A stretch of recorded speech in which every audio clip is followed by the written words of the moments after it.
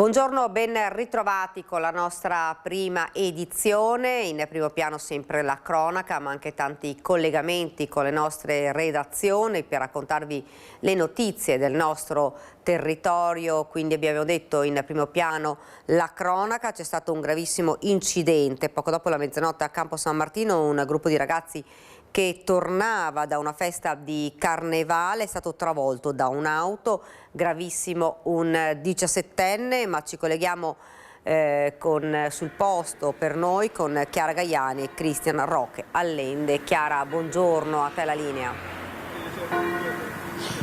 Daniela, buongiorno a te e ai telespettatori di Antenna 3. Ci troviamo esattamente nel posto in cui il 17enne con due amici si trovava ieri sera poco dopo la mezzanotte qui. Stavano parlando, erano sul marciapiede, quella che vedete di fianco a me è la strada provinciale 10, un'auto che arrivava dalla direzione opposta rispetto a quella in cui si trovavano li ha travolti in testa coda. Pensate, guardate dov'è finito il 17enne. Il collega Cristian Roque Allende mi aiuta e vi fa vedere esattamente il punto in cui è rimasto incastrato il ragazzo di soli 17 anni che in questo momento sta lottando per la sua vita in condizioni gravissime in ospedale a Padova. L'auto è una Fiat Punto condotta da due ragazzi giovani al volante, un ragazzo di 22 anni al suo fianco, uno di 24, è finita poco lontano, ha finito la sua corsa poco lontano da qui, sono subito scesi dall'auto. Pare che secondo i primi riscontri la persona che è alla guida, che vive in un paese vicino, San Giorgio delle Pertiche, sia risultata positiva all'alcol test. Dalla festa sono arrivati gli amici del 17enne e degli altri due che erano qui, hanno capito la situazione, sono stati chiamati immediatamente i soccorsi. Qui a Campo San Martino, questa dove ci troviamo con Cristian Roque Allende è via Venezia, è stato fatto atterrare l'elicottero del SUEM, i sanitari hanno prestato così i primi soccorsi al 17enne che poi in volo è stato portato all'ospedale di Padova dove si trova in questo momento. I rilievi sono stati condotti dai carabinieri della compagnia di Cittadella, sono ancora evidenti dei tentativi di frenata fatti dall'auto, hanno ascoltato anche gli amici del ragazzo. Inizialmente pareva ci fosse un secondo ferito, invece ce n'è solo uno, questo ragazzo di 17 anni. È sotto shock la comunità di Campo San Martino, sotto shock anche il sindaco Dario Tardivo che abbiamo sentito. Ecco, direi che questa è la dinamica di quanto è accaduto ieri sera. Ancora una volta le strade ci raccontano e ci riportano le notizie di terribili incidenti come questi che coinvolgono dei giovanissimi. Maggiori aggiornamenti nelle edizioni di questa sera. Ringrazio Cristian Roque Allende per la collaborazione tecnica. Daniela, la linea può tornare a te. Grazie davvero a Chiara Gaiani. Ovviamente come avete sentito torneremo a parlare di questo gravissimo incidente nel corso dei nostri telegiornali a partire dall'edizione del Veneto alle 18:25. E noi rimaniamo nel Padovano perché ancora senza nome l'anziano ciclista travolto ed ucciso lungo la Val Sugana lunedì pomeriggio. A Curtarolo continua la mobilitazione, appello del comune anche sui social. Chiedo a tutti voi di prestare maggiore attenzione e verificare se il vostro vicino, parente, amico è a casa e sta bene. Un piccolo gesto che anche per il futuro può fare la differenza. Lancio un appello accorato anche dai social alla sindaca di Curtarolo, Martina Rocchio. Da lunedì sera il corpo di un anziano, un uomo sui 70 anni, giace senza un nome nell'obitorio dell'ospedale di Cittadella. Erano le 15:30 quando, mentre forse tentava di attraversare la Val Sugana, è stato investito da un'auto all'altezza di Pieve di Curtarolo, un impatto violentissimo che non gli ha lasciato scampo. Le indagini sono condotte dalla polizia locale del Medio Brenta. L'uomo non aveva documenti, viaggiava su questa bicicletta nera da donna con cestino, indossava un giubbotto nero leggero, una camicia, un maglione nero, pantaloni neri della tuta e scarpe da ginnastica bianche con una striscia azzurra. Anche i nostri uffici e tutta l'amministrazione si è messa a disposizione delle autorità e anche della polizia locale per cercare di dare un nome e un volto, come dire, anche a questa persona, anche perché parliamo forse sempre più di persone che non hanno rete familiare. Questo è probabilmente la cosa un po' più drammatica, quindi l'appello è rivolto a tutti coloro che dovessero magari anche pensare che il vicino non è rientrato e di conseguenza magari possano allertare le forze dell'ordine per riuscire a fare nuove ricerche. Le ricerche sono state estese anche ai comuni vicini come Campo San Martino. Chiunque avesse notizie è pregato di contattare la polizia locale del Medio Brenta allo 049 969 7950. Il tragico incidente di lunedì pone l'accento sulla Valsugana dopo l'appello lanciato la scorsa settimana dagli industriali per questa arteria e per la strada regionale 308 del Santo. Interviene sulla Valsugana l'assessore regionale al commercio Massimo Bitonci.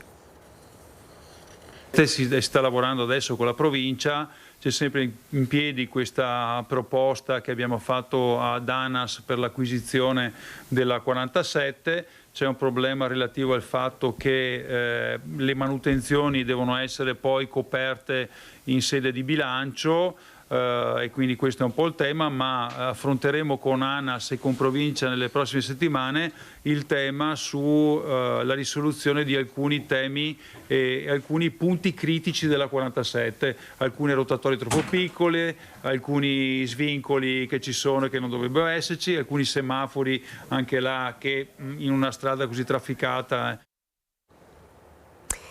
E noi continuiamo con la cronaca, ma ci spostiamo nel Vicentino con cittadini allarmati a Nanto dopo l'aggressione in casa di un pensionato malmenato e ferito dai ladri. Il sindaco annuncia contromisure e chiede maggiore collaborazione alle forze dell'ordine e ai cittadini.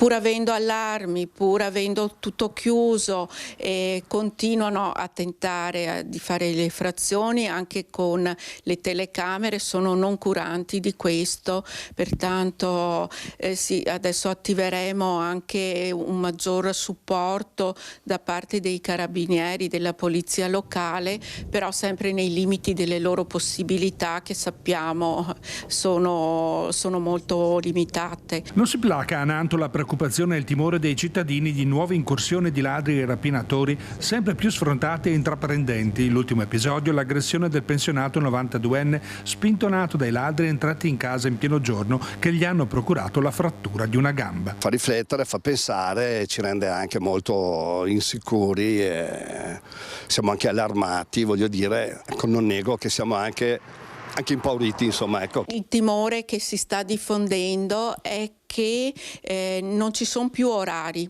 per queste frazioni nelle abitazioni, non ci sono orari e non c'è neanche il timore di trovare le persone dentro casa, ed è questo un po' che spaventa e che crea ansia nelle persone, nella popolazione. Inviterò a partecipare a degli incontri tenuti dagli esperti, dai carabinieri, dalla polizia, ti dà magari quei suggerimenti che ti possono consentire perlomeno di cautelarti.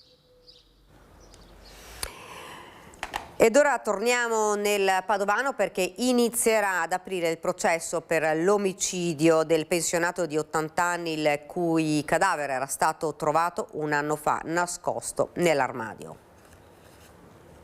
Chiuse le indagini sull'omicidio del pensionato di Limena, l'80enne Franco Bergamin, ucciso, secondo gli investigatori, il 23 febbraio di un anno fa e poi nascosto in un armadio del suo appartamento che condivideva con il presunto assassino, che ora dovrà affrontare il processo, prima udienza il 13 aprile davanti alla Corte d'Assise di Padova.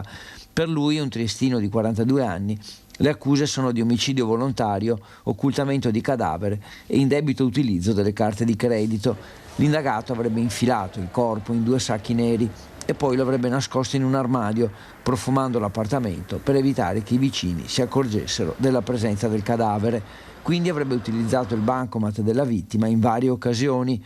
Erano stati i familiari dell'80enne, una decina di giorni dopo, a lanciare l'allarme.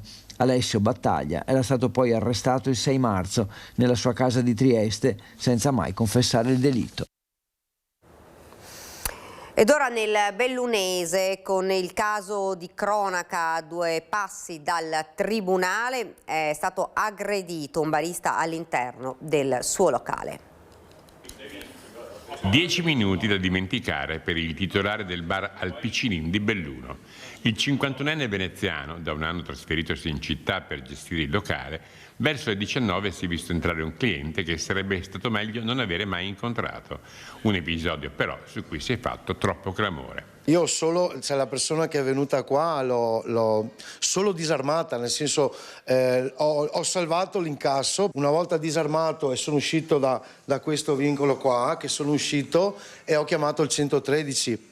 La persona è rimasta qua dentro 4-5 minuti da sola, perché io ero in attesa delle forze dell'ordine. Era un italiano, era uno straniero, parlava in maniera corretta? Italianissimo, veneto puro. Disarmato l'uomo e chiamate le forze dell'ordine, il malvivente è riuscito però a darsi alla fuga. Lui dopo si è dileguato verso la stazione e si pensava che avesse preso un treno direzione verso Venezia, e invece non è stato così, è rimasto qua ancora per un po'. L'hanno preso?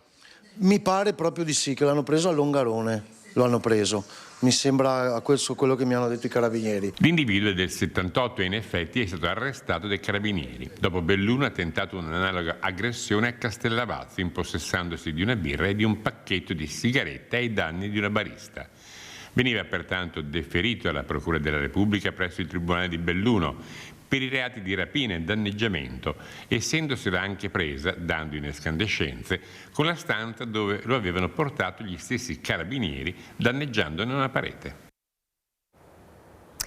Usavano martello e pistola per i loro assalti a volto coperto. Si è chiuso in poche settimane il cerchio attorno ad una coppia di giovani fratelli che alla fine hanno confessato. Braccati dai carabinieri, alla fine hanno confessato. 2 fratelli di 18 e 20 anni, originari del Lazio, hanno ammesso le proprie responsabilità per 4 rapine, 3 riuscite e una tentata ai danni di esercenti della zona tra Rosà e Bassano. Tutti gli episodi sono avvenuti in meno di un mese. Il 15 gennaio avevano minacciato con un martello la dipendente di un bar di via Manzoni a Rosà, impossessandosi di 800 euro e un cellulare. 5 giorni dopo, con la stessa modalità, era stata la cassiera di un supermercato di via De Gasperi verso l'orario di chiusura a subire un assalto fulmineo, con la cassa rimasta intatta nonostante le martellate.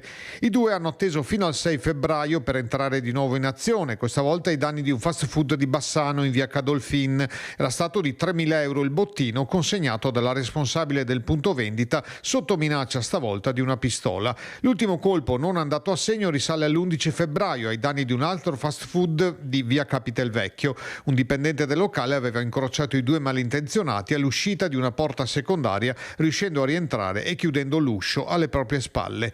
Le serrate indagini dei carabinieri, condotte grazie alla visione delle telecamere pubbliche e private della videosorveglianza e a una serie di appostamenti e pedinamenti, hanno velocemente stretto il cerchio intorno ai 2 fratelli dimoranti da qualche mese a Rosà. Così i giovani si sono presentati al comando di Bassano dell'Arma insieme ai loro avvocati, confessando i reati e fornendo ulteriori dettagli. I militari hanno recuperato la pistola, risultata essere a salve ma priva di tappo rosso, oltre ai capi di abbigliamento utilizzati nelle rapine, sempre abbandonati nelle vicinanze dopo la fuga. Per entrambi è scattata la denuncia a piede libero in attesa del processo. Continuiamo ora con la cronaca, ma ci spostiamo in Friuli Venezia Giulia. Ladri acrobati rubano le offerte per i poveri all'interno della canonica di Latisana. Si rimane male, si rimane delusi. All'inizio, per dire la verità, ho vissuto un po' con rabbia questo. Ho detto fra di me, anche se è poco sacerdotale, se li trovavo avrei avuto soddisfazione di molare 4 sberle, meglio così, che non ci siamo trovati faccia a faccia. Magari mi sarei un po' pentito, ma insomma... Monsignor Carlo Fant e i ladri non si sono trovati faccia a faccia solo perché il sacerdote domenica sera stava guardando la televisione con le cuffie. Non ha sentito che i malviventi con abilità da acrobati stavano entrando in canonica sapendo bene dove cercare il bottino. Perché sono salito sulla grondaia con una tecnica abbastanza provata già da altre parti. Hanno sfondato questa finestra, sono venuti giù a basso. Ho l'impressione che conoscevano molto bene l'ambiente che sono andati nell'ufficio dell'amministratore e lì hanno sfondato la cassaforte, penso con un piede di porco o qualcosa del genere, ma l'hanno sfondata proprio, con la cassaforte che era attaccata al muro. Si pensava che fosse una cosa sicura, garantita, ecco. L'amarezza è tanta, oltre alla rabbia, perché i soldi rubati erano per la Chiesa e per i bisognosi. Si rimane male per i soldi che hanno preso, penso 14-15 mila euro, forse qualcosa in più. Alcuni dei soldi che hanno preso erano destinati anche lì a quelle persone che avevano un po' bisogno. Ci sono dei video in mano ai carabinieri per tentare di individuare i responsabili. A Don Carlo resta il ricordo di una brutta esperienza che già aveva vissuto qualche anno fa. Sì, è la seconda volta, 3-4 anni fa mi hanno addormentato e mi avevano preso dei soldi che erano destinati a un po' i poveri. Sono rimasto male, dico francamente sì, ma si rimane male perché un po' ti entrano dentro la tua vita, dentro la tua realtà. E noi rimaniamo sempre in provincia di Udine, prosegue il processo per associazione a delinquere finalizzata a furti e rapine e truffe a carico del clan Brajdic. Questa mattina accuse e difesa hanno scremato la lista dei testimoni. I 3 uomini del clan hanno ottenuto i domiciliari con il braccialetto. Seconda udienza del processo a carico del clan Brajdic, scaturito dalle indagini del pubblico ministero Andrea Gondolo, che diedero il via al maxi blitz interforze di aprile con 6 arresti e 14 denunce con accuse di associazione per delinquere finalizzata a furti, truffe e rapine. Davanti al collegio presieduto dal giudice Carla Missera, accuse e difesa sono arrivate con l'accordo di depositare la documentazione contenuta nel fascicolo del pubblico ministero relativamente allo svolgimento delle indagini, oltre a scremare le liste testimoni. Intanto i 3 uomini del clan, Claudio, considerato il capo, Thomas e Manuel Brajdic, hanno ottenuto la scarcerazione. Potranno trascorrere ai domiciliari con braccialetto elettronico la custodia cautelare. Sono tuttora in carcere in attesa che il braccialetto elettronico venga installato. Il 31 marzo verranno sentiti i testimoni citati dall'accusa, tra cui 2 persone offese, vittime di rapina, e operatori di polizia giudiziaria per gli aspetti relativi ai reati finanziari contestati. Nonostante siano state rimesse molte querele per truffe e furti, rimangono in piedi le altre pesanti accuse a carico degli imputati. Rimane l'associazione per delinquere, 2 ipotesi di rapina impropria, un paio di furti con destrezza che confidiamo di definire nelle more del processo dibattimentale e i reati cosiddetti finanziari, cioè le ipotesi di riciclaggio ed autoriciclaggio. In questo giudizio davanti al collegio compaiono in 5 i 3 uomini Brajdic più Caterina Cari e Tatiana Brajdic, mentre la posizione del sesto arrestato nel maxi blitz di aprile, Ales Breznikar, cittadino sloveno, è stata già definita in udienza preliminare con il rito abbreviato e la condanna ad 1 anno e 6 mesi di reclusione.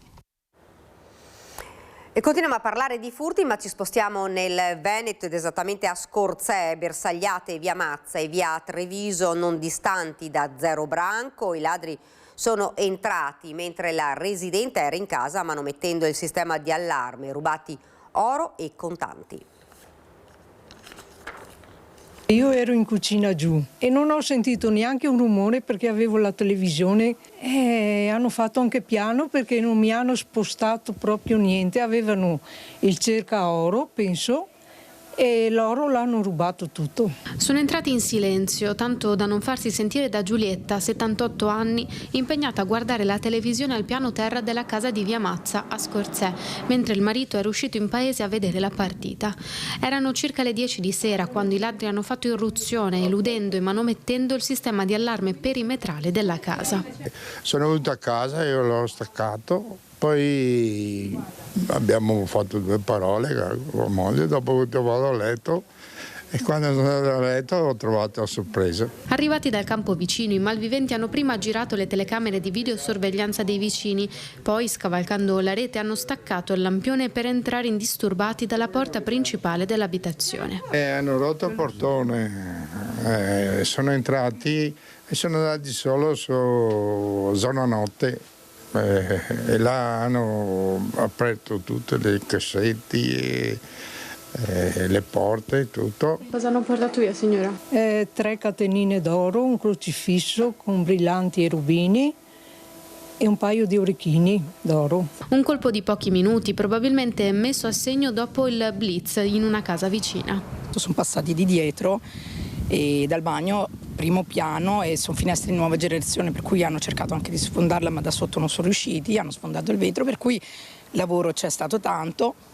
I cani hanno ululato, però il vicinato pensa che sì, sai, non gli hanno dato conto, i cani li hanno chiusi in salotto. Anche in questo caso a Paola sono stati rubati i ricordi di una vita, doni e monili appartenuti alle donne della sua famiglia. Aprono scatolina per scatolina, comunque vanno a colpo sicuro, sanno dov'è il metallo e trovano il metallo, quindi probabilmente io credo che entrino con metal detector, perché anche dove c'erano gli anelli delle tende hanno rabaltato. La sensazione è bruttissima, veramente brutta, perché qualcuno entra nella tua casa e ti entra nel tuo spazio, e per quello, se mi state ascoltando, sapete che il karma vi perseguiterà.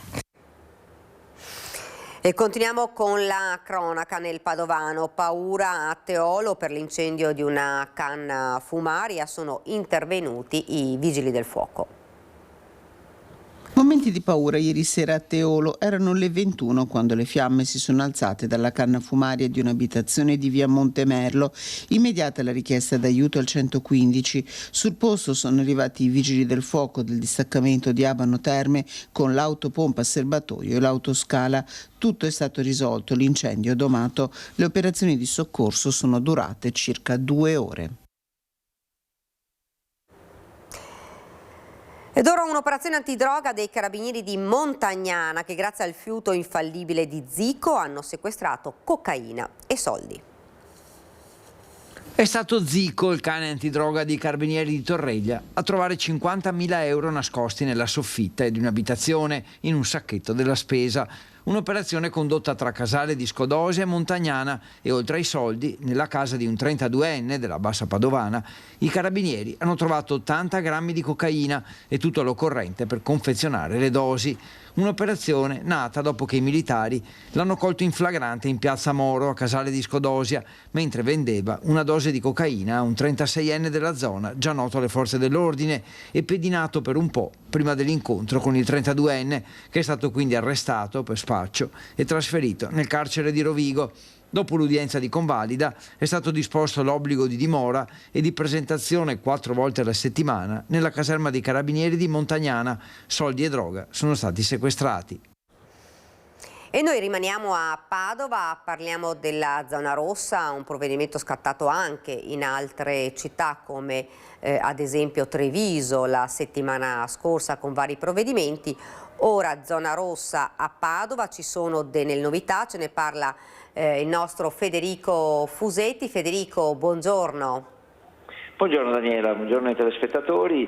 Le novità sono che la zona rossa, che era in scadenza a Padova, è stata prorogata per altri 2 mesi, quindi l'ultima proroga, che era la terza, c'era stata a dicembre. Si era deciso di appunto allungare il periodo della zona rossa di altri 2 mesi. Questa mattina il COSP, il Comitato per l'Ordine e la Sicurezza Pubblica, che si è tenuto in prefettura a Padova, un'ora circa di riunione, ovviamente con i vertici delle forze dell'ordine, il prefetto e l'amministrazione, e insomma la decisione in base ai dati che sono stati presentati da carabinieri, polizia, guardia di finanza al prefetto, la decisione, dicevo, di prorogare per altri 2 mesi. Sono buoni questi dati da quello che abbiamo saputo, cioè dati che indicano un numero molto alto di controlli e anche di provvedimenti, di conseguenza segno che la zona rossa funziona, e quindi si è deciso per questa proroga fino ad aprile. Per il momento il commento che arriva è quello dell'amministrazione con l'assessore Bonavina, che dice che comunque per lui e per l'amministrazione c'è sempre stata la contrarietà al provvedimento, però insomma che sulla base dei dati si è deciso per la proroga, e che comunque l'amministrazione è sempre al fianco e favorevole a questi controlli che vengono eseguiti da parte delle forze dell'ordine. Diciamo che più viene contestato il nome, zona rossa, che si presta a strumentalizzazioni politiche. Questo è quello un po' che dicono, e lo dicono non solo da oggi, da Palazzo Moroni. Direi che è tutto, Daniele, insomma questa è poi la notizia in sé, è proprio questa, è la proroga di 2 mesi. Federico, solo una domanda, se hai certo. un attimo ancora, ci ricordi quali sono le zone che sono maggiormente attenzionate proprio per la cosiddetta zona rossa lì a Padova? Sì, hai ragione, in effetti in passato durante una delle varie proroghe c'era stata l'estensione anche all'Arcella, al quartiere Arcella, che aveva provocato parecchie discussioni e polemiche. Parliamo della zona della stazione, zona limitrofa, quindi la parte sia antistante che dietro alla stazione e le vie tutt'attorno. Quindi zona stazione, ecco, diciamo così, che è quella da cui era partita all'inizio la decisione di aprire questa zona rossa, quindi zona stazione. Grazie davvero Federico. Grazie. Ciao. Grazie, dunque poi se ci saranno ovviamente ulteriori novità poi potrà chiederci la linea quando vuole. Noi ora ci spostiamo nel Trevigiano. Avevano aggredito l'autista della MOM dopo la partita Treviso Mestre, scattati i DASPO per 2 ultras veneziani, uno dei giovani è minorenne.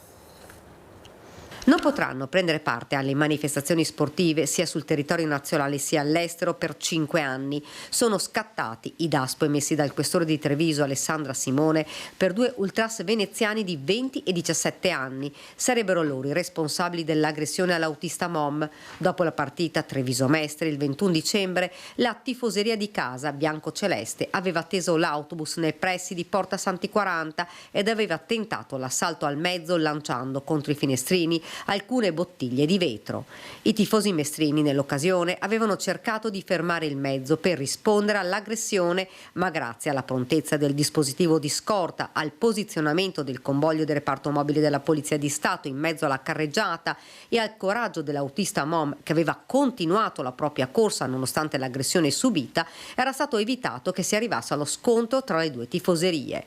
Le indagini e le immagini hanno incastrato i 2 tifosi mestrini. Aver individuato già le persone è un segnale molto importante, perché questi non sono dei sportivi, non vanno a vedere la partita di calcio, vanno per fare altre cose e giustamente il questore è intervenuto in maniera pesante. Nei giorni seguenti ai fatti il questore di Treviso aveva già emesso anche 3 provvedimenti di DASPO nei confronti degli ultras del Treviso responsabili dell'assalto al bus dei tifosi mestrini.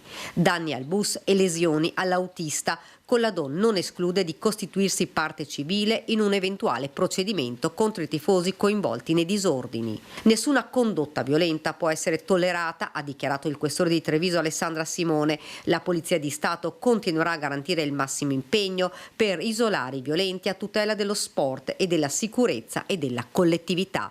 Intanto la MOM sta pensando ad ulteriori iniziative a salvaguardia dei propri autisti. Si tratta di isolare l'autista, di garantirgli la sicurezza, quindi la possibilità anche di uscire. Ovviamente l'autobus ha 3 porte, 2 potrebbero essere assegnate alle persone a bordo del mezzo e una all'autista. Questa iniziativa, al vaglio della motorizzazione civile, va ad aggiungersi alle bodycam indossate ora da autisti e controllori e alla barriera interna antisfondamento per proteggere i conducenti dai tifosi violenti. Ed ora torniamo a parlare della ragazzina volata dalla giostra in piazza Giorgione a Castelfranco Veneto. Si trova ancora in osservazione precauzionale in pediatria nell'ospedale di Treviso, ma verrà probabilmente dimessa già domani il servizio. Sfiorata la tragedia nel tardo pomeriggio in piazza Giorgione a Castelfranco Veneto intorno alle 18:30, una ragazza di 16 anni è precipitata da una giostra del Luna Park allestito per carnevale, facendo un volo di circa 4 metri e cadendo di pancia sulla pedana. La giovane, che si trovava con alcuni amici, era salita sulla giostra denominata Shuttle, ora chiusa e posta sotto sequestro. All'improvviso la cintura di sicurezza del seggiolino su cui era seduta si è sganciata per cause ancora da chiarire, forse per un difetto tecnico della giostra o un errore involontario della giovane. Per fortuna in quel momento la velocità stava diminuendo. La sedicenne è caduta per 4 metri sotto gli occhi dei presenti ed è stata subito soccorsa. Ovviamente la giostra è stata fermata nell'immediato, il resto delle persone a bordo sono state fatte scendere in sicurezza. La ragazza è stata trasportata all'ospedale Cafoncello di Treviso, ha riportato diversi traumi ma è sempre rimasta cosciente, anche se sotto shock. Per nostra fortuna fortuna, ieri sera abbiamo saputo, poi col direttore dell'ospedale, il dottore Sanello, abbiamo seguito la cosa. Per fortuna sta bene, non ci sono stati danni né fratture, quindi assolutamente ringraziamo che è andato tutto bene, quindi la ragazzina non ha avuto nessun tipo di lesione importante. Un epilogo fortunato, ma il rischio è stato enorme. Sono ora in corso le indagini per verificare se si sia trattato effettivamente di un guasto alla giostra o di uno sgancio accidentale della cintura da parte della giovane. Ed ora ci fermiamo per qualche istante di pubblicità.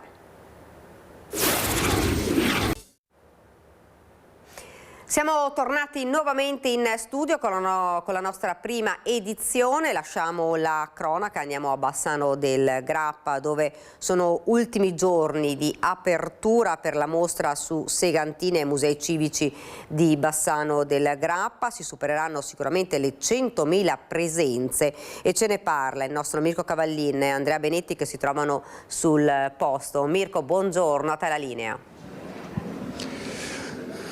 Buongiorno Daniela, buongiorno a tutti. Come vedete adesso con le immagini di Andrea Benetti, le code ci sono qui nel chiostro che porta all'ingresso dei musei civici di Bassano. Alla mia sinistra appunto la coda di chi non ha prenotato, invece dall'altra parte i gruppi o le prenotazioni online. La quota esatta di biglietti staccati a stamattina è 97.000, ma con le prenotazioni già registrate, come hai anticipato, sicuramente si supererà questa quota 100.000, inaspettata, in attesa, ma non così sorprendente visto l'autore Giovanni Segantini, trentino, morto a soli 41 anni nel 1899, uno dei massimi esponenti della corrente del divisionismo. Sono un centinaio le opere esposte qui in mostra, le sue ma anche quelle di altri autori a confronto, con prestiti che arrivano anche dal Musée d'Orsay a Parigi e dal Rijksmuseum di Amsterdam.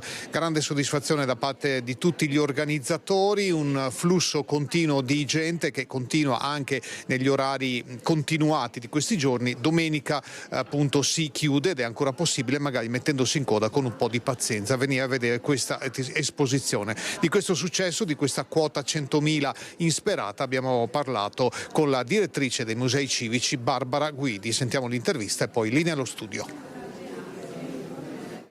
Direttrice Barbara Guidi, insomma 100.000 ormai non è più un sogno, le presenze alla mostra di Segantini se l'aspettava? In realtà no, mi aspettavo un ottimo risultato, ma sicuramente questo è un traguardo oltre le aspettative che ci rende incredibilmente felici, anche perché la mostra non è solo molto visitata ma anche molto apprezzata, è una delle mostre dell'anno. È una mostra che sta portando a Bassano gente davvero da tutta Italia, perché basta incrociare chi è in coda per capire le provenienze. Sì, da tutta Italia, province disparate, ma anche dall'estero, dalla Svizzera, dall'Austria, dalla Francia. Abbiamo avuto veramente anche molte presenze straniere che fruiscono l'audioguida in lingua e quindi è per noi una grande soddisfazione. Che ritorno avete dai commenti magari che girano, che i visitatori dopo essere passati qui restituiscono?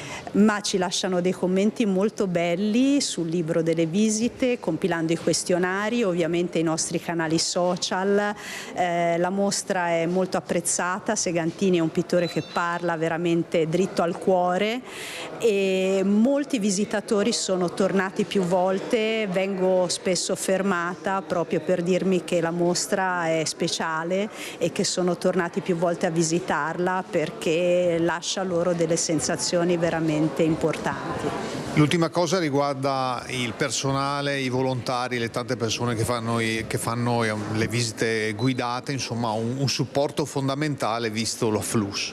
Sì, abbiamo strutturato un ottimo gruppo di lavoro sia con il personale interno del museo che con il personale a cui sono affidati i compiti di front office, biglietteria, accoglienza e infine tutto il personale che si occupa della didattica, della mediazione culturale, giovani bravissimi, preparatissimi, formati da noi che stanno guidando questi gruppi che vengono da tutta Italia con grande magistero e grande soddisfazione dei visitatori.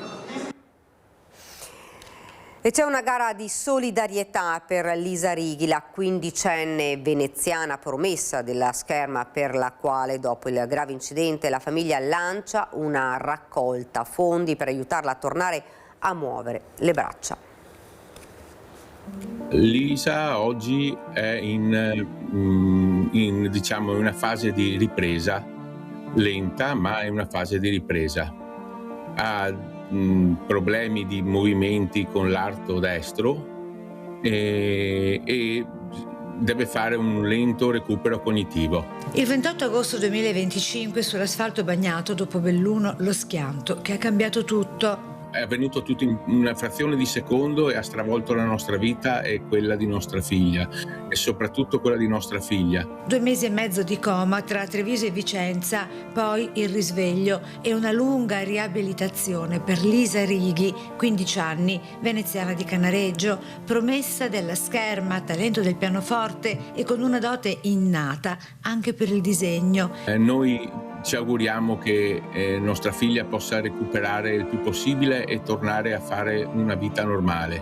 Non mi do pace, sussurra il papà Marco. Oggi la famiglia chiede aiuto con una raccolta fondi sul web per un macchinario da donare al San Bortolo che possa restituire a Lisa la funzionalità delle braccia persa in seguito all'incidente, e così anche a chi ne avrà necessità. È un esoscheletro robotico che aiuta appunto nella riabilitazione e che dopo naturalmente aiuterà anche tanti altri pazienti che sono lì nel reparto di quell'ospedale. La risposta è già una carezza collettiva, oltre 80.000 euro donati in pochi giorni, preghiere, affetto, speranza.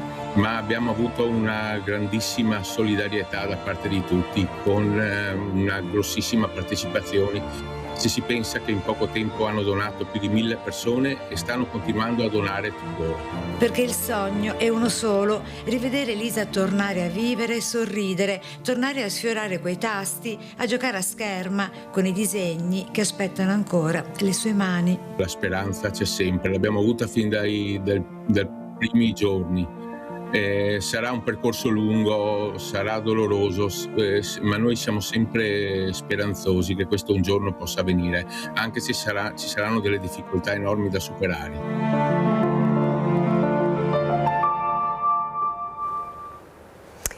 E ora andiamo invece a Treviso e parliamo dell'emergenza casa con il nuovo piano per l'abitare. Ce ne parla il nostro Cristian Arboi, pronto sullo schermo. Cristian, buongiorno.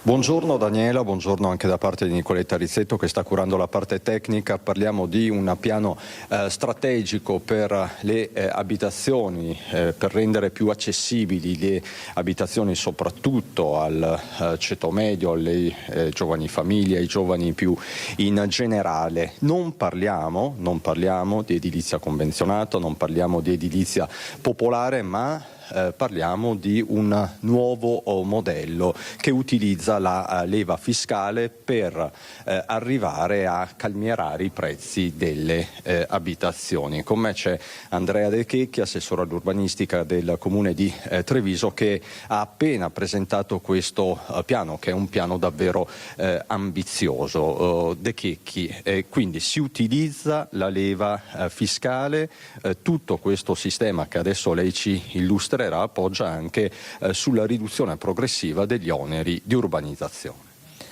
È corretto, è un progetto decisamente ambizioso che utilizza la leva fiscale comunale legata ai costi di costruzione, ma utilizza anche una leva urbanistica legata a alcune premialità in termini volumetrici o di destinazione urbanistica in caso di adesione al progetto Abitare Treviso.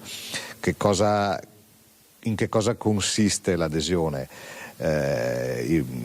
Cercando di spiegarlo in maniera molto molto semplice, è legato alla possibilità di utilizzare determinati sgravi o determinati vantaggi, purché si accetti di immettere sul mercato delle abitazioni a un valore calmierato sia per la vendita che per le locazioni.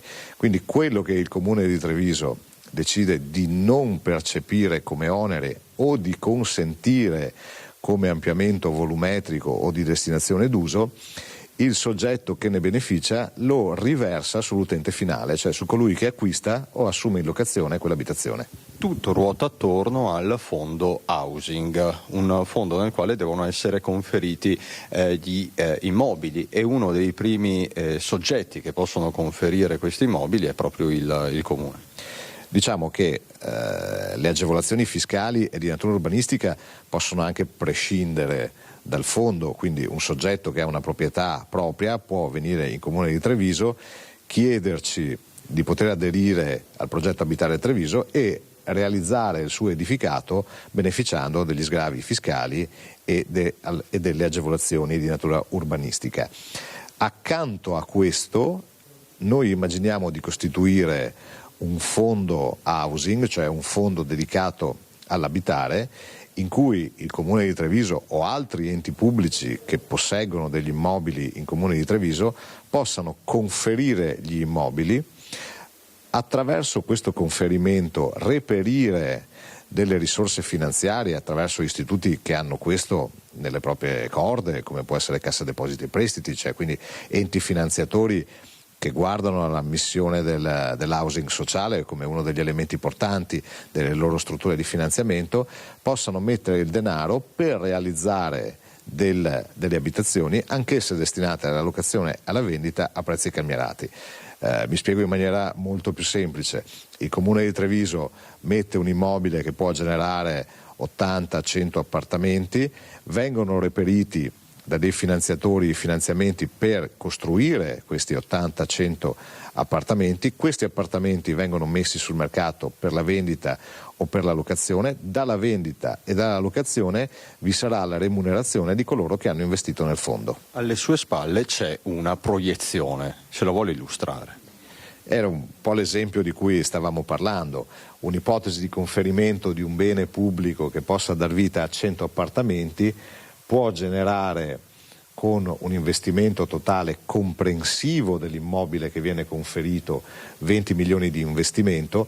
20 milioni di investimento a determinate condizioni finanziarie potrebbero consentirci di mettere sul mercato questi 100 appartamenti a un canone di locazione di circa 800 euro al mese, a un prezzo di vendita di 2.200 euro al metro quadro, un'operazione che dura 20 anni, che vedrà la metà degli appartamenti destinati alla vendita e la metà degli appartamenti destinati alla locazione, e potrà portare all'investitore una rendita di circa il 4,5% su base annua.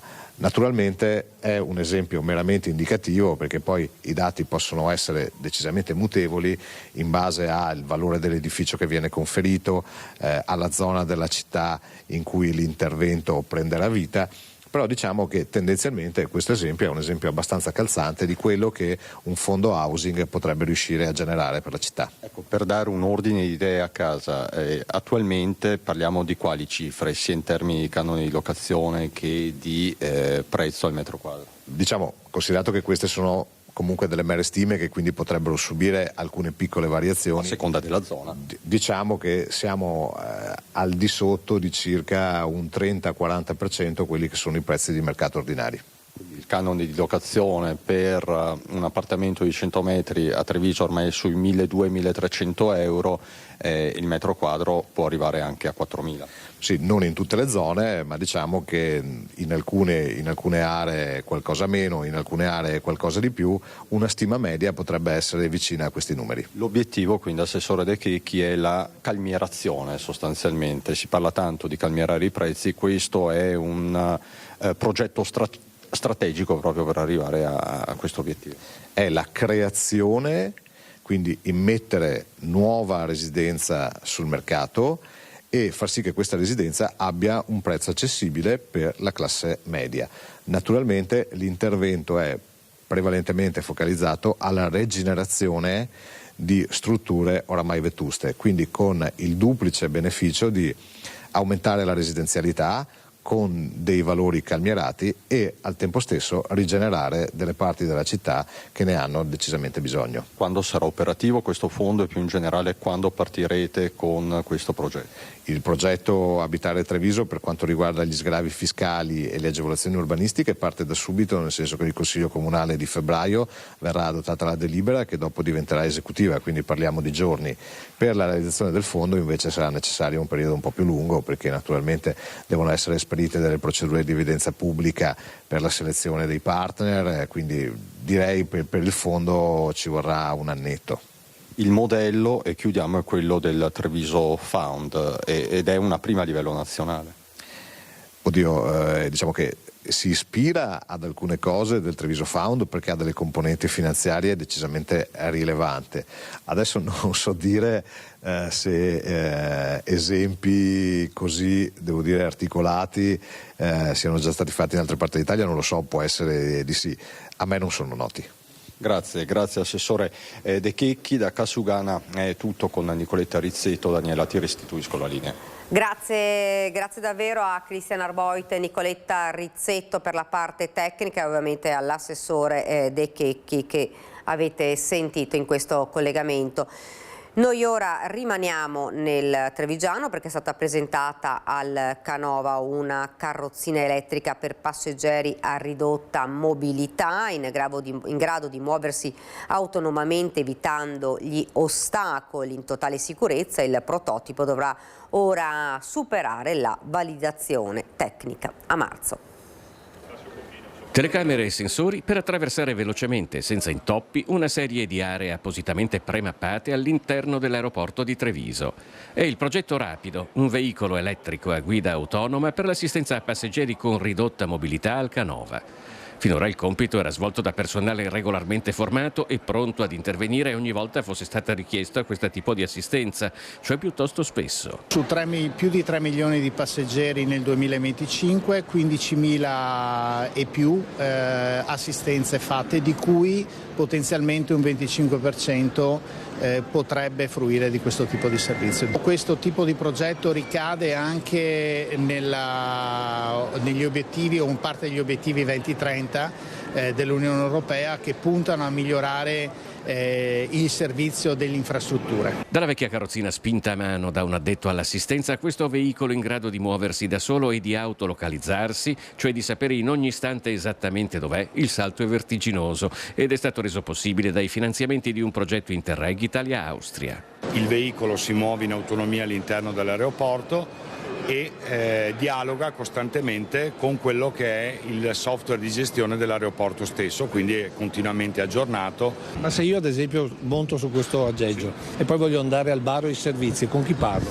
Con il veicolo, perché il veicolo ha un'interfaccia grafica che permette di selezionare quelli che sono dei passaggi alternativi che possono essere bar, ristoranti e servizi, e in più è costantemente collegato con una centrale operativa e quindi dialoga con un operatore nel caso di particolari necessità. Il robot per l'assistenza a passeggeri con ridotta mobilità deve per ora affrontare un passaggio determinante e conclusivo, la validazione tecnica e funzionale del prototipo di veicolo elettrico prevista entro marzo. Ed ora apriamo la nostra pagina politica con le comunali a Venezia. Raffaele Speranzon conferma in via definitiva che non sarà lui il candidato sindaco. Salgono le quotazioni di Simone Venturini, la scelta entro la fine della settimana, dice Speranzon. A che punto siamo col candidato sindaco di Venezia? Si candida lei o no? Allora, diamo una notizia. Non mi candido. Che stiamo a fare qua? Non si candida? Non mi candido sindaco di Venezia. Quindi questa, se voleva la notizia. Cioè, vediamo. E chi è quindi? Vediamo, adesso credo che. Non sarà un esponente di Fratelli d'Italia o no? Perché sicuramente Fratelli d'Italia indicherà la propria preferenza verso un candidato sindaco e quindi credo che nel giro di 2 o 3 giorni probabilmente avremo le risposte. Entro la fine della settimana i giochi dovrebbero quindi chiudersi nel centrodestra veneziano, alle prese con la scelta del candidato sindaco da contrapporre ad Andrea Martella. Questa è la tempistica che il meloniano Raffaele Speranzon annuncia a Ring, mettendo allo stesso tempo quella che sembra una pietra tombale sulla sua candidatura. Due notizie cui ne segue una terza, ovvero un'apertura evidente sul nome dell'assessore uscente Simone Venturini. È uno dei candidati, è una figura autorevole, ha tanta esperienza amministrativa e sicuramente è una figura degna di grande considerazione da parte nostra e quindi faremo la nostra valutazione. Venturini che resta in pole position. Quanto al dilemma Zaia non Zaia, sindaco di Venezia, la formula è ormai quella di rito. Siamo sicuri che qualsiasi sia la scelta che farà, lo farà sempre con il consueto impegno, determinazione a difesa degli interessi di questo territorio e quindi siamo sicuri che farà la scelta giusta anche in questa occasione. Restringendo il campo a Fratelli d'Italia, Speranzon sembra escludere anche il rendezvous interno, quello che lo vorrebbe subentrare al coordinatore Luca De Carlo dopo il risultato delle regionali. Il coordinatore del partito è Luca De Carlo, ha svolto benissimo le sue funzioni in questi 6 anni. Ricordo che sono ormai 6 anni in cui il Veneto vede la figura di De Carlo come coordinatore e sono stati 6 anni costellati da grandissimi successi elettorali. Le ultime elezioni regionali hanno portato a un risultato il migliore possibile date le condizioni. Le partite però si sommano. Nelle prossime ore attesa l'approvazione in Consiglio dei Ministri della prima intesa sull'autonomia sulle 4 materie non LEP. Giornata storica aveva detto Alberto Stefani, ma lui si rivolge allo speaker dell'opposizione Giovanni Manildo. Stefani chiarisca se ci sono risorse vere o se è l'ennesimo giro a vuoto. E tra poco più di un mese decine di comuni tra Padova e Rovigo, oltre che per i referendum sulla giustizia, andranno al voto anche per le elezioni suppletive della Camera. Ci sono da sostituire Alberto Stefani e Massimo Bitonci. Si va delineando il quadro dei candidati alle prossime elezioni suppletive del 22 e 23 marzo. Ci sono 2 posti alla Camera dei Deputati da riempire tra Padova e Rovigo, dopo le dimissioni di Alberto Stefani e Massimo Bitonci, diventati rispettivamente presidente e assessore della Regione Veneto. Non è stata una scelta semplice quella di candidati, a causa delle tensioni interne, soprattutto nel centrodestra. Nella Lega è stato difficile trovare l'accordo sui nomi, ora ufficiali ad un mese dalla votazione che coinciderà con il referendum sulla giustizia. Il centrodestra compatto sosterrà le candidature di Giulio Centenaro nel collegio padovano, che riguarda 41 comuni, e di Alberto Di Rubba a Rovigo. Il centrosinistra invece punta su Antonino Stivanello, ex sindaco di Vigonza, e Giacomo Bovolenta, presidente provinciale di Italia Viva a Rovigo, mentre il Popolo della Famiglia presenta un proprio candidato, ovvero Mario Adinolfi a Padova. Sempre a Padova anche Andrea Pacagnella per il Movimento Ora e a Rovigo Giuseppe Padoan per Italia Resiste Libera. I nomi del centrodestra sono stati decisi da un direttivo della Lega in 2 seggi che alle politiche del 2022 avevano visto la vittoria netta di Stefani e Bitonci. Ed ora una notizia giunta da poco in redazione: c'è stato purtroppo l'ennesimo infortunio mortale, un incidente avvenuto nel Veronese a Isola di Scala. Sul posto sono intervenute 2 ambulanze e un elicottero, ma purtroppo nulla da fare per il lavoratore di cui ancora non abbiamo il nominativo. Le indagini sono affidate ai carabinieri, ne parleremo ovviamente nel corso dei nostri telegiornali a partire dal Veneto alle 18:25. Fondi sbloccati per il Park Foscolo. Siamo a Treviso per la tribuna dello stadio Monigo e per i 2 nuovi assistenti sociali. L'annuncio del sindaco di Treviso Mario Conte al termine della seduta di giunta di ieri mattina. Grande attenzione nei confronti delle persone più in difficoltà, grande attenzione nei confronti del mondo dello sport e grande attenzione sul tema dei parcheggi. Si potrebbero sintetizzare così i 3 ambiti in cui Casugani interverrà grazie ai fondi sbloccati. Questo attraverso una variazione al bilancio 2026-2028 con applicazione di avanzo vincolato su proposta dell'assessore alle risorse finanziarie Cristian Schiavon. Il primo riguarda il parcheggio multipiano di via Ugo Foscolo. Un multipiano che consentirà alla città di aumentare di 300 posti gratuiti la disponibilità di aree sosta, in particolare pensando a quelli che sono i dipendenti e i lavoratori della nostra città, quindi più 300 posti auto in zona stadio Tenni. Il secondo ambito riguarda lo sport. La variazione di bilancio permette di dare copertura finanziaria agli interventi connessi alla realizzazione della nuova tribuna dello stadio Monigo in collaborazione con Benetton Rugby. Si faranno carico di gran parte dell'intervento, noi ci occuperemo delle questioni legate all'anello antincendio usufruendo anche di un fondo proveniente dalla Regione Veneto. Ultimo intervento, ma considerato dal sindaco quello prioritario legato al mondo del sociale. L'integrazione di 2 assistenti sociali per occuparci di quella fascia di popolazione che vive delle maggiori difficoltà rispetto ad altri.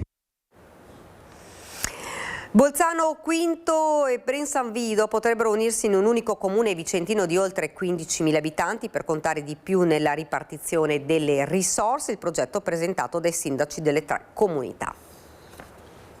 O non mettiamo in piedi questa fusione per un'esigenza, diciamo, impellente di sopravvivenza, ma facciamo una fusione per far sì che il nuovo ente fuso abbia una visione lungimirante e una visione ben strutturata per il futuro. I primi cittadini dei comuni confinanti di Bolzano, Quinto e Bressanvido intendono giocare d'anticipo verso quella riforma di accorpamento amministrativo sempre più incoraggiata da Stato e Regione per migliorare l'efficienza nell'utilizzo delle risorse.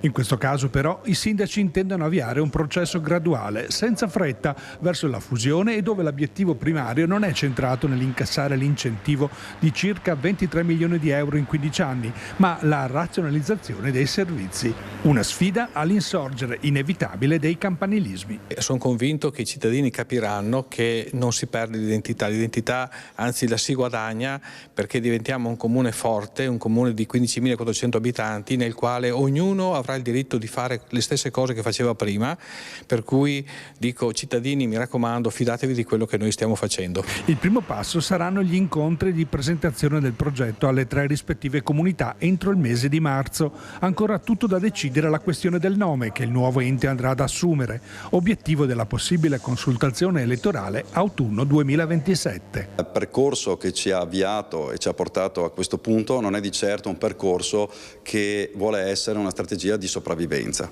Le nostre 3 amministrazioni hanno un bilancio assolutamente in salute, in equilibrio, ma noi guardiamo al futuro per pensare non alle prossime elezioni, come si dice, ma alle prossime generazioni. Vogliamo garantire qualità e servizi per il nostro territorio. È vero, ci saranno dei fondi, decideremo come metterli a terra a massimo vantaggio dei cittadini, ma questo chiaramente non è il motivo principale. Ed ora parliamo di Olimpiadi, perché ieri il pattinatore vicentino Davide Ghiotto ha conquistato l'oro con gli azzurri. Nell'inseguimento a squadre, il residente della frazione di San Gottardo è esplosa ieri ovviamente la festa in paese quando l'Italia ha tagliato il traguardo. Siamo andati a vedere i preparativi per il suo ritorno. Sul posto per noi è andato Daniele Garbini insieme a Simone Squarcina. La festa a San Gottardo di Zovencedo continua da ieri sera, da quando Davide Ghiotto ha conquistato l'oro nell'inseguimento a squadra. Con me Stefania Marchesini, il sindaco, che non ha smesso di festeggiare, abbiamo capito da ieri. Com'è andata? Sì, una bellissima festa iniziata ieri pomeriggio, abbiamo assistito tutti assieme alla gara di Davide e dei suoi compagni, una soddisfazione enorme, credo non solo per lui, chiaramente per tutta la sua famiglia, tutti coloro che l'hanno sostenuto in questa spedizione olimpica, ma anche la comunità di Zovencedo. Tanti sono venuti qui oggi a festeggiare assieme, perché credo che insomma rimanga comunque un momento storico da ricordare. Non ha fatto penare, abbiamo visto una gara sofferta, che cos'era? Insomma, l'America sembrava essere più avanti e poi invece? Poi sapevamo che gli ultimi giri erano quelli più decisivi e infatti si è visto il cambio di passo dei nostri campioni e da lì poi insomma veramente uno stacco importante che ha dato proprio una vittoria che rimarrà sicuramente nel ricordo di tutto il paese, ma soprattutto credo anche dell'Italia. famiglia completa. Abbiamo saputo che ci sono stati anche fuochi artificiali dopo, cosa è successo? Sì, ieri sera poi abbiamo voluto ritornare qui su questo bellissimo angolo che abbiamo voluto dedicare a Davide Ghiotto e assieme a tanti concittadini una foto ricordo, le emozioni della serata e poi come conclusione i fuochi d'artificio proprio per festeggiare questo olimpico, questo veramente grande campione, quindi ancora tanti complimenti a Davide Ghiotto. Ecco, abbiamo visto qui che avete sistemato anche i cerchi olimpici, le mascotte, insomma vi state preparando al suo ritorno, avete in mente anche una festa per accoglierlo? Sì, ecco, io ringrazio tutti coloro che si sono impegnati per la realizzazione di questo angolo che abbiamo voluto dedicare proprio a Davide per sostenerlo in questa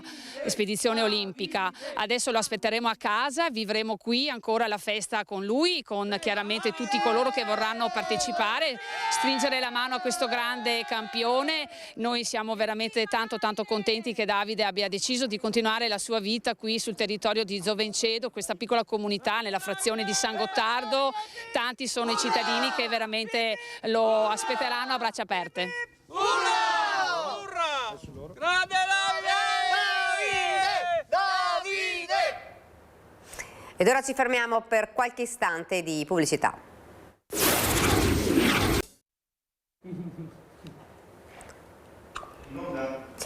Siamo tornati nuovamente in onda, vi presento immediatamente gli ospiti che ci hanno raggiunto. Marco Della Peta, sindaco di Spresiano e Fratelli d'Italia, buongiorno. Buongiorno Daniela, buongiorno a tutti. E Antonella Tocchetto, Partito Democratico, buongiorno. Buongiorno a tutti.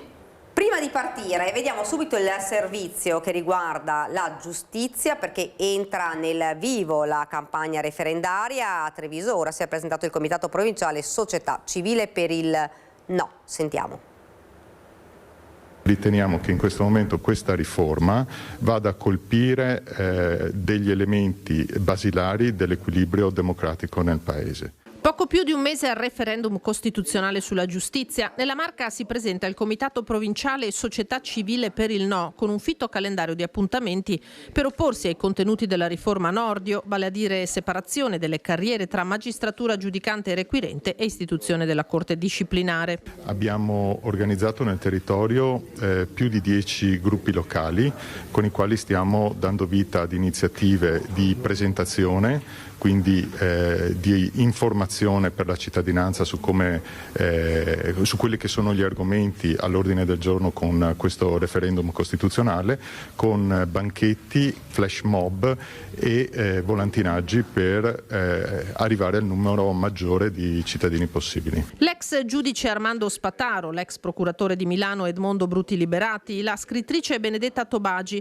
l'ex membro del pool Mani Pulite Pier Camillo Davigo tra gli ospiti attesi nella Marca, quest'ultimo il 14 marzo, se il Guardasigilli accetterà l'invito, chiamato a dialogare proprio con lo stesso Carlo Nordio. L'importanza di votare no è soprattutto per garantire ai cittadini che i loro diritti rimangano invariati, perché sta passando il messaggio scorretto e la narrazione scorretta per le quali a questo referendum bisogna votare sì per avere dei tempi di processi molto più corti, oppure un sistema che garantisca maggiore giustizia. In realtà non è così, perché non riguarda né l'andamento processuale, ma riguarda appunto solamente la libertà e la indipendenza del potere della magistratura, e questo deve essere garantito. L'attacco alla magistratura è sempre un attacco poi, no, alle strutture democratiche, è soprattutto un rifiuto di tutti i poteri di controllo, che già si è verificato anche con la Corte dei Conti questo problema, adesso si verifica anche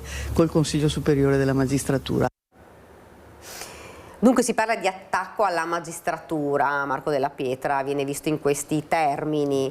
È evidente, adesso la parte del no farà questo teatrino indicando appunto che questa è una riforma che riguarda solamente parte di tutto quello che ci mancherebbe altro che fosse una cosa globale, ma al di là di questo ci sta, è nel gioco delle parti. Io francamente non la ritengo tale, io sono un forte promotore del sì, è evidente, ma mi pare che ci siano anche tante forze di sinistra che non siano proprio convinte del no, per cui Sì, non mi stupisco, ecco, che siano questi gli argomenti che vengono portati in campo.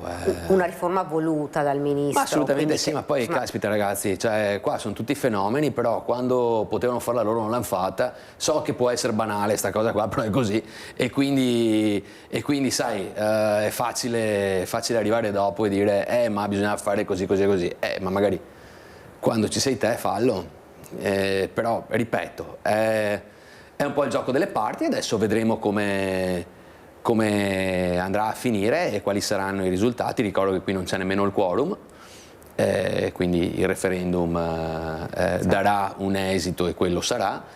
Certo è che appunto si sta costruendo, come sempre, uno scontro politico su un qualcosa che di politico magari ha un po' meno, ecco. Vediamo come va, e poi dopo sento i sondaggi, adesso c'è una, non so, noi siamo sempre in campagna elettorale e quindi ogni tot mesi ci sono i sondaggi rispetto a una piuttosto che un'altra campagna elettorale. Adesso sono appunto questi sondaggi appunto che dicono che il no ha superato, è vicino. Io dopo le ultime regionali ho imparato a non credere più ai sondaggi, per cui già ci credevo poco prima, figurarsi adesso. E quindi il giorno dopo sapremo come la pensa la gente. Antonella Tocchetto, Partito Democratico ma anche avvocato, allora, perché sì, perché no? Allora, io sono tra gli avvocati del no. E c'è da dire una cosa: questa campagna referendaria è una campagna referendaria veramente con toni troppo alti, e questo non va bene sia a chi lavora nella giustizia, come la sottoscritta, e sia ai cittadini che fanno molta confusione e si rischia che non vadano a votare. Quali sono le ragioni del no? Principalmente sono almeno 2 o 3. La prima cosa è che vengono cambiati 7 articoli della Costituzione, compreso l'articolo 87 che riguarda i poteri del Presidente della Repubblica, e cambiare 7 articoli della Costituzione vuol dire anche minare la nostra Carta Costituzionale. Secondo punto, ci saranno 2 consigli superiori della magistratura, e questo, diciamo così, è una spartizione all'interno della magistratura, ma non agevola certamente la questione della giustizia, che è in questo momento, in questi anni, in questi ultimi anni, anzi dico dopo il Covid, veramente in affanno. Io penso che 600 deputati, tra deputati e senatori, che sono lautamente pagati, perché penso che portino a casa più o meno 10-12 mila euro al mese, avrebbero dovuto avere la coscienza di trovare un accordo tra le parti e non portare a referendum, che è costituzionale, per quello non serve il quorum, una riforma così complicata che però ai fini del cittadino a nulla serve, perché non è che verrà migliorata la giustizia.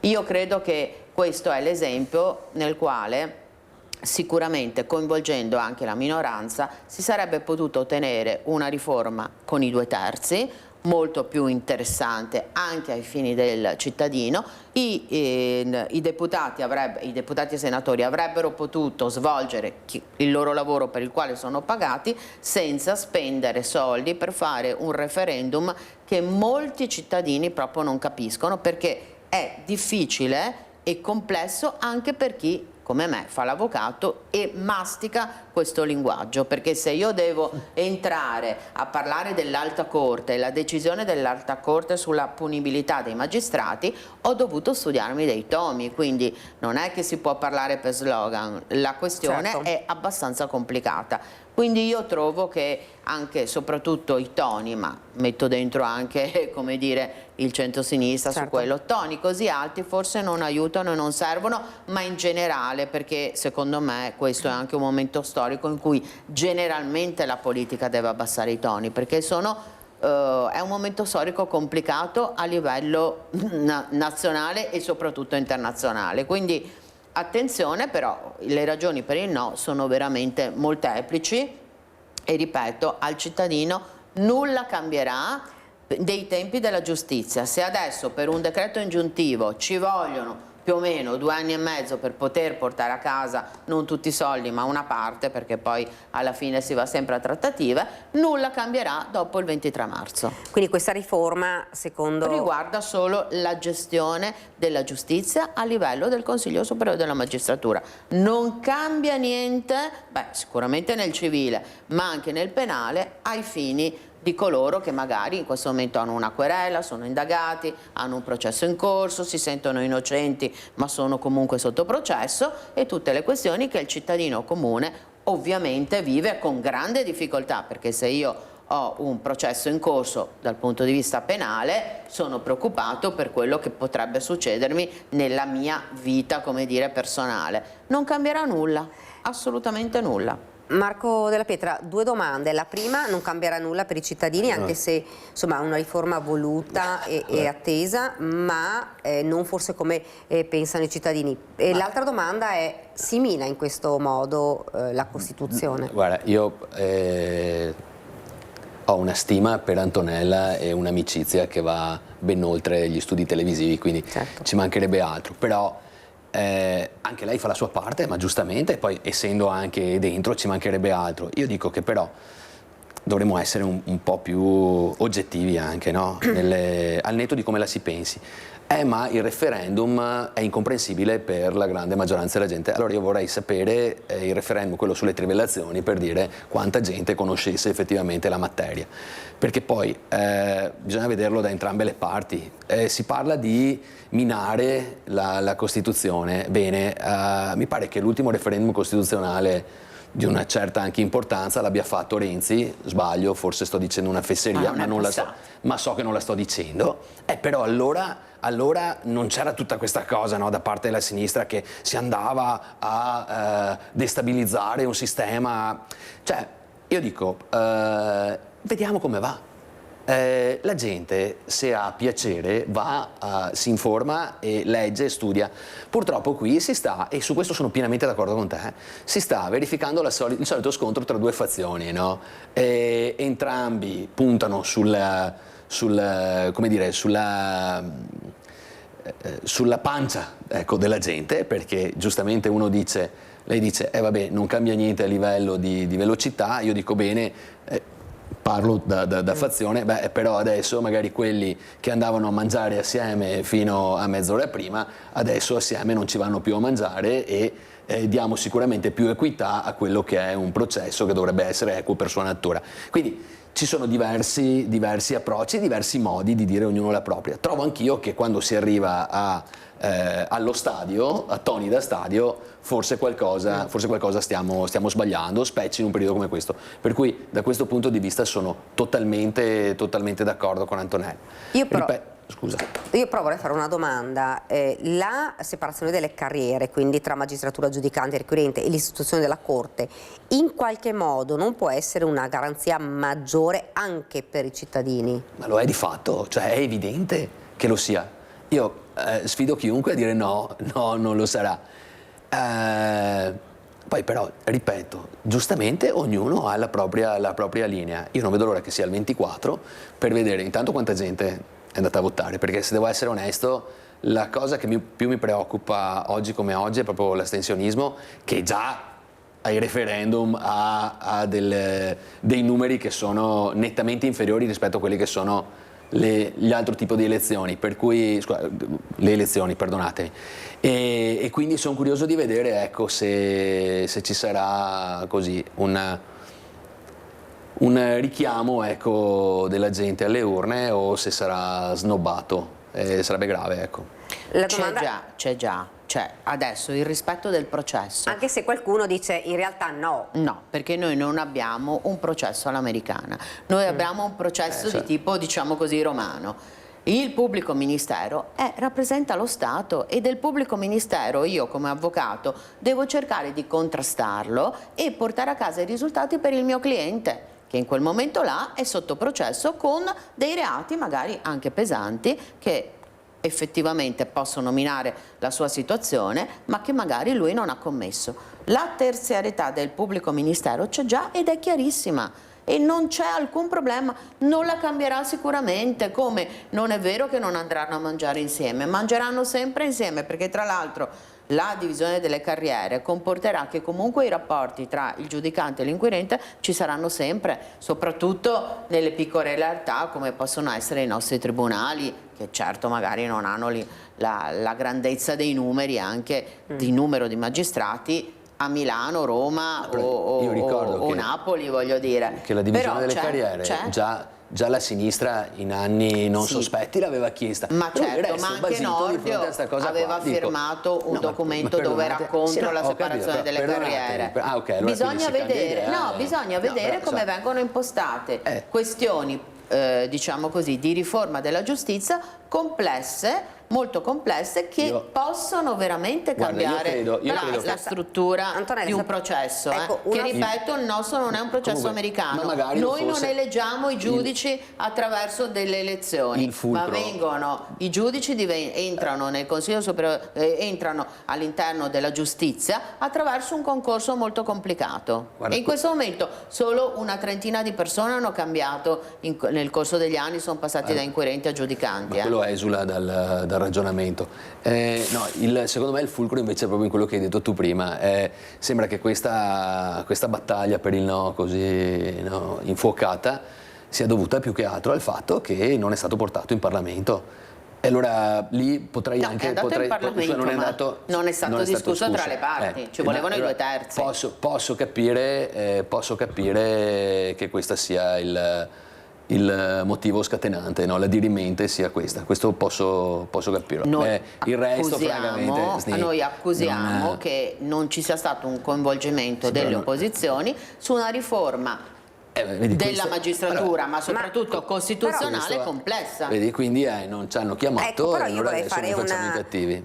Il fatto che questa riforma è stata chiesta e voluta da un magistrato, questo dovrebbe avere un peso o no? E che magistrato? Che il ministro della giustizia sia una persona che ha vissuto... ma che il ministro della giustizia sia un magistrato, nulla questio. Che il fatto che lui comunque avesse fatto dei documenti dove era contro la separazione delle carriere, anche questo è un dato di fatto. Esattamente come la sinistra aveva chiesto la separazione delle carriere. Che la gestione e la riforma di un sistema giudiziario sia un atto complesso che richiede un confronto tra tutti gli attori di un Parlamento, questo è un dato di fatto ed è per questo che si doveva discuterla in quel modo. Poi, a mio avviso, ma Nordio, ho avuto modo di parlargli in centro a Treviso perché ogni tanto ci si trova, io ho sempre detto a Nordio, lei conosce perfettamente le questioni della giustizia ed è ben consapevole che la riforma di cui è oggetto il referendum della separazione delle carriere era l'ultimo problema